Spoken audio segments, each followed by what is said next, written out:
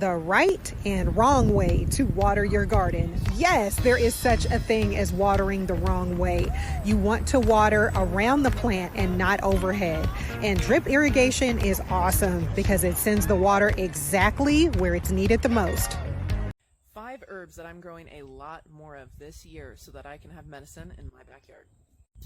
Calendula. This is great for skin abrasions. It's also an edible flower. The flowers and dry them. I infuse them into an oil that's skin safe and make a salve for skin abrasions. Thyme. Thyme is an amazing antiviral, believe it or not.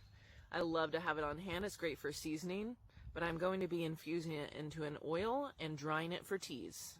Oregano. This is the powerhouse of the antiviral world in herbalism.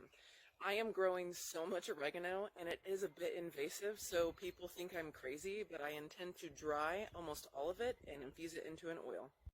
Chamomile. Chamomile, of course, is that classic beautiful flower that grows and smells like honey. It makes a beautiful calming tea for your nerves, but is also antiviral and antifungal. Last but not least, mint. One of the easiest things to grow in the garden, is really great for headaches, freshening your breath, makes a beautiful tea, and is really great for digestion. Here's some quick tips for maintaining your tomatoes.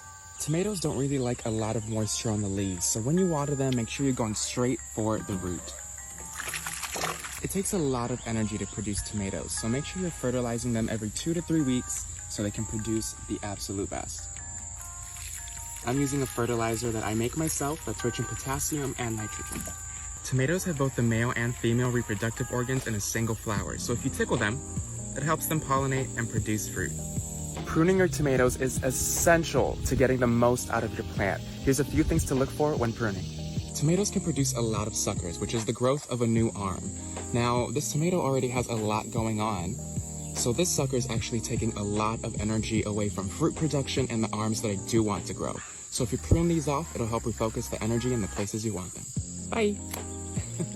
Prune off any brown or dying leaves. Prune off any leaves that are close to or growing towards the ground. This could lead to soil-borne diseases.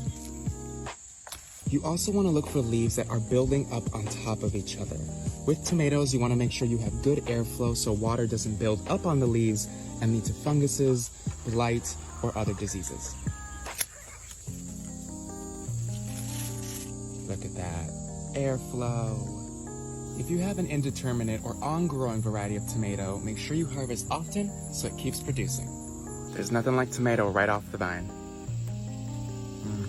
Hey y'all, Ashton Homestead. No matter how hard we try to be proactive in our garden, pests will always be around. Here are some reasons why I use orange pills in the garden.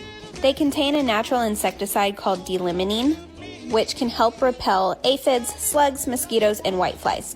It's even been known to keep out furry critters, including our pets, cats and dogs. They don't like the smell of the citrus, so they should stay away. So next time you're enjoying a delicious orange, keep the pill and use it in your garden. Try it!